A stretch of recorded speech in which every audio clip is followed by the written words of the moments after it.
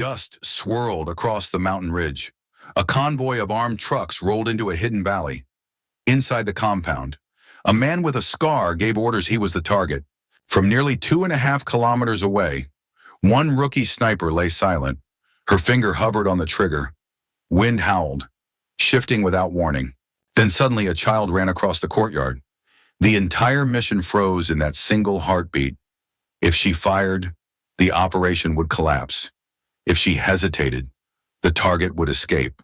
This is the story of Riley Hartwell, the shot at 560 meters that no one believed was possible. Before we dive into this story, where are you watching from? Let us know in the comments. Welcome to Grateful Stories, where tales of compassion and kindness are told. Let's uncover what really happened. The valley was silent, except for the wind tearing past the rocks. Riley Hartwell lay flat, cheek pressed to the stock, eyes locked through the scope. 2,560 meters away, a man gestured in the courtyard, unaware. Overwatch 3 confirmed distance. The radio hissed. Her voice was calm. Distance locked. Wind shifting. The drone feed showed red blips circling. A child darted into the open, then vanished again. She pulled her finger off the trigger. One breath in, one breath out. The target moved back into line. A tiny adjustment. Just 2 knuckles forward on the bipod. She steadied, crosshairs rising, dipping, then holding. A squeeze, not a pull. The rifle cracked, and the bullet cut the air. 3 heartbeats later, the target dropped. Target down, she whispered. Static on the net, then cheer. Extraction ordered. Cut, months earlier. Fort Hunter Liggett was a different kind of battlefield. Morning mist clung to the California hills as recruits gathered. Among them, Riley, 23, rookie, sharp brown eyes. She wasn't built from city life. Her father ran a small gunsmith shop in Billings, Montana. Her mother stitched quilts with threads so fine it demanded perfect focus. From her parents, she learned 2 things: precision and patience. Repairing an old rifle, or aligning quilt seams by fractions of an inch. Both shaped her hands long before the Army did. Selection started with a written test, ballistics tables, wind equations, weather shifts, density altitudes. She stayed up nights memorizing numbers, the ink smudged on her palms. Then came the march. 18 kilometers. Gear pressing down. Done under 4 hours. She finished with mud up to her knees. Lungs burning, but steady. Push-ups, sit-ups, obstacle courses designed to break willpower. Some fell out before noon. Riley kept counting. Every rep a silent argument against doubt. Psychological screening followed. In a white room, Dr. Miriam Cross asked the same question twice. Why do you want to be a sniper? Riley held her stare. To end fights with 1 bullet. To save more lives than I take. Her voice didn't shake. 3 weeks later, the letter arrived. Army Sniper Course, 12 selected, 11 men, 1 woman. Her name was last on the list, but it was there. The first day was no welcome parade. Master Sergeant Cole Brennan stood before them, scar across his cheek, eyes cold. Welcome to hell, he said.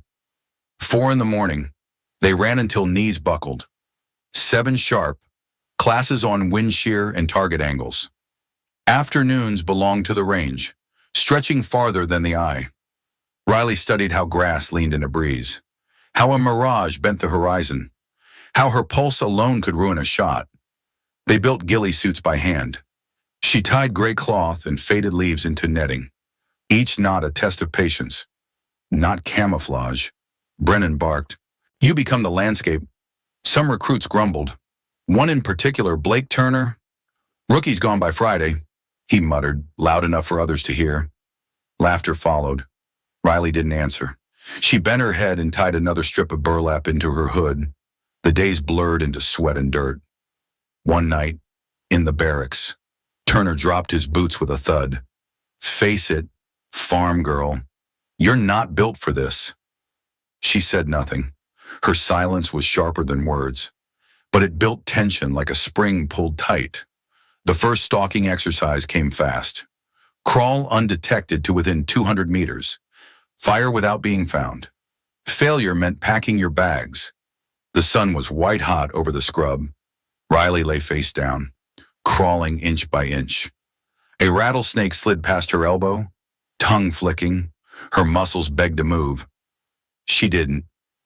Ahead, Brennan walked the line, boots crunching dry earth. He stopped 3 feet from where she lay buried under leaves. She didn't breathe. She didn't blink. Time stretched until it tore. Finally, he moved on. The radio crackled. 4 remain unseen. Proceed! Riley slowly eased the rifle up, aligning the crosshairs. Wind drifted left, light but steady. She dialed 0.6 mil, released half her breath, squeezed. The steel plate rang. Exercise complete. Brennan's voice cut through the headset. Riley lowered the rifle, sweat stinging her eyes. But inside, there was stillness proof she belonged. That night, Turner passed her bunk, lips tight. He didn't say a word. He didn't need to. The silence spoke louder. The course would only grow harsher. But Riley had survived the first test not by chance, by resolve, and by refusing to blink when it mattered. Rain hammered the range, blurring the steel plates in the distance. The ground turned to slick mud beneath their boots, every step sucking them down. Brennan's voice carried through the storm. Combat doesn't wait for clear skies. Wind shifted erratically, gusting left, then right, then dying. Some recruits tried chasing each gust, twisting knobs with frantic hands. Riley watched the rhythm instead, counting the cycle like a heartbeat. She lowered her cheek to the stock, ignoring the water dripping off her hood. The grass leaned, paused, then leaned again. She fired at the crest of the cycle, letting the bullet ride the rhythm. The plate rang. Brennan gave the slightest nod. Others cursed as their rounds scattered in the mud. Days blurred into weeks. Their numbers dwindled with every exercise, every failure logged in silence. By week 14, only 6 remained. That morning, Brennan held a sealed envelope, rain still drying on his uniform. Final test, he announced. 1 shot each. No repeats. No excuses. His eyes swept across them, cold and steady. Targets would be set between 900 and 1,200 meters. Unknown distance until rangefinders confirmed. 1 chance to prove they belonged. Riley drew her assignment. Rome 7 set at 140 meters. She felt the weight of the number in her chest. She cleaned her scope glass with careful precision. Breath controlled. The air was damp, heavy with moisture. Her first shot broke clean, the recoil pressing hard against her shoulder. Dust kicked just low, 12 centimeters beneath the center mark. Someone behind her exhaled sharply. She blocked it out, recalculated, nudged her dial +0. 2 mil. The target reappeared in her scope. She pressed again, slower this time, letting the rifle surprise her. The steel rang, the circle shuddered. Hit vital, came Brennan's clipped reply. Her muscles finally relaxed, the tension slipping like rain off stone. The others took their turns, each shot heavy with consequence. By day's end, only 4 passed. The barracks felt emptier that night, bunks stripped, lockers bare. Riley sat polishing her rifle, the silence heavier than any lecture. She had survived, but the road ahead was narrowing. Then came the incident. Range charts, locked in the storage safe, showed altered numbers. A single correction wind compensation shifted by a fraction. It could have cost lives in the field. Cameras revealed Turner near the cabinet the night before. The evidence was enough. He was suspended without ceremony. Brennan's words cut through the room. 1 wrong number equals 1 dead soldier. No one laughed this time. Riley said nothing. She folded the chart, locked it back in place. Her eyes lingered on the dial marks she trusted more than people. 2 weeks later, she was on a plane to New Mexico. Joint Strategic Operations Group evaluations awaited at Kirtland, a new proving ground. harsher than the last. The desert sun scorched down as helicopters thundered overhead. Their rotor wash churned the air, creating chaos across the range. Targets were spread from 720 to nearly 1,500 meters. Noise and wind made it feel impossible. Dust whirled through her scope, her cheek pressed against grit.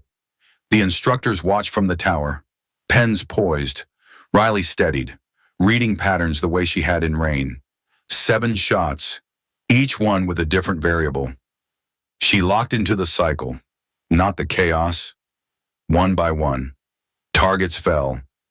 6 of 7 struck clean in the vital zone. The 7th scraped the edge but still marked as effective. The tower was silent for a long moment. Then Colonel Dana Whitaker spoke top percentile. "She's in." Her orders were clear report to Task Force Halcyon. That night, back in quarters, she stared at a blank page. 2 lines came quickly. "I'm safe. Don't worry." She folded the note, then tore it to shreds. The pieces drifted into the trash. Her hands lingered, fingertips stained with ink. She lay down but didn't close her eyes. Sleep wouldn't come. Only the sound of rain from weeks ago, the crack of rifles, the smell of mud. Tomorrow she would step into something larger, something she couldn't explain. Riley turned off the light. The room went dark, quiet except for her breath. Inside, she braced for what waited on the other side of dawn. The desert heat shimmered across white sands. The exercise was meant to be a convoy simulation, nothing more than practice. But real danger had a way of slipping in uninvited. From the ridge, Riley scanned the road below. 12 vehicles rolled in formation, engines rumbling through the dry air. Her task was simple: watch, report, protect. Movement flickered at the edge of her scope. 2 figures in a tree line, rushing to set up a launcher, not blanks, not a drill. Her voice was low, steady on the net. 2 armed hostiles, bearing 3875. RPG ready, command didn't hesitate, overwatch 3 engage. The range read 1,420 meters. She felt the weight of the number more than the rifle. 1 breath in, 1 breath out. Crosshairs settled on the first figure. She dialed compensation, timing with the steady wind. The shot cracked. The man fell instantly. The second fled, disappearing into brush and shadow. Riley didn't follow with another round. The convoy pushed through, never knowing how close it came. Target neutralized. Her team leader confirmed. The words were professional, but the tone carried respect. Her finger eased off the trigger, but her pulse ran hot. That night, water ran endlessly from the tap. She pressed her hands under it until the skin reddened. It wasn't fear, it was responsibility she couldn't wash off. She stared at her reflection in the mirror. The rookie was gone. What stared back was someone who had carried a choice. Weeks later, Nevada stretched wide beneath a brutal sky. Here they trained with gear most soldiers never saw. Ballistic computers, sensor pods, new rifles built for extremes. Instructors explained the systems with pride. Real-time calculations, adjustments before you even notice conditions change. Riley nodded, then quietly switched half of it off. She trusted the old rhythm. Numbers whispered in her head, drilled by rain and mud. Trust the cycle, not the screen. Target set at 1,980 meters. Wind snapping, shifting in measured beats. She waited for the crest, finger light on the trigger. The rifle barked.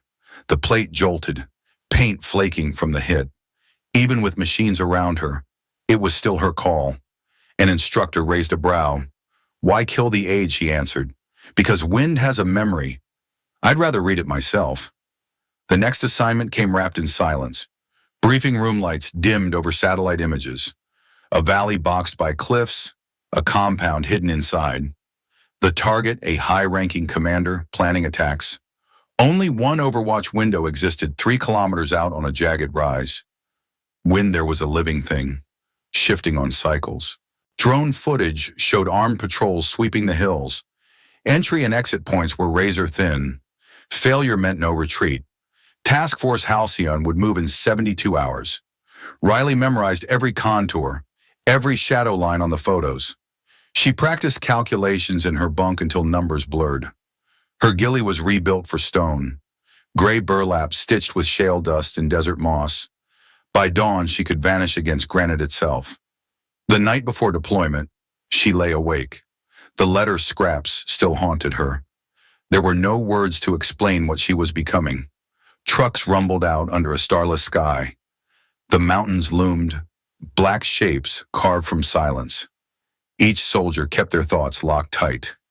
They hiked in darkness, gear heavy but steps measured. No one spoke. The mission pressed down harder than the packs on their backs. At the ridge, Riley dropped to her belly. Hands and knees moved like a lizard across gravel. Each rock seemed designed to betray her. Dawn crept slow, turning stone pale gray. She pressed flat, adjusting a shard of fabric over her scope. The compound below was still asleep. Her chest rose once, fell once, then stilled. The desert swallowed her shape. She had become another piece of rock. Far off, rotor blades thudded faintly. Extraction craft waiting, hungry for news. Her ears tuned back to silence. The mission hadn't even started, but Riley was already gone, dissolved into stone. What remained was the rifle, the glass, and the choice ahead. Engines growled in the distance, echoing against stone walls. Riley's cheek pressed harder into the stock, scope steady on the courtyard below. The convoy rolled in, headlights scattering shadows across the compound. Through the glass, she locked onto the man with the scar. Drone feed confirmed it. Red square blinking around his body. Primary target sighted. Positive ID. Wind whispered at 8 miles per hour, gusting stronger, then easing. The mirage shifted, bending the lines of the building. Her notes matched the rhythm. The wind came in cycles. Crosshairs rose, chest in line. Finger brushed the trigger. Tension flowing into steel. Then a blur cut across the shape of a child. Darting. Her pulse spiked, but the rifle stayed still. She lifted her finger away, safety locked in her own mind. "Hold fire," she whispered, even as the radio crackled. The net went tense, voices sharp, Overwatch 3 status. She didn't answer. Every muscle screamed to act, but she refused. The child vanished back through the gate. The courtyard cleared. Her breath slowed, the shot still alive. Riley nudged the bipod forward, exactly 2 knuckles length. The angle reset, steadier, faster to adjust when the gust returned. She waited for the crest. Wind stilled. Her heart fell into rhythm with the silence. She squeezed. The crack tore across the ridge. 3 seconds stretched into forever. The man staggered and then collapsed. Chaos erupted inside the compound.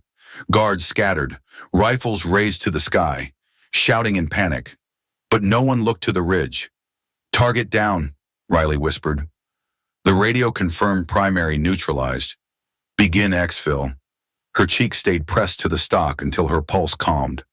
She slid back from the firing line, body pressed flat to stone. Each movement measured. No sound, no mistake. The mission wasn't over until she was gone. The route back was mapped in her head. 2 landmarks marked in daylight, 1 dry gully to vanish through. Every step matched her memory.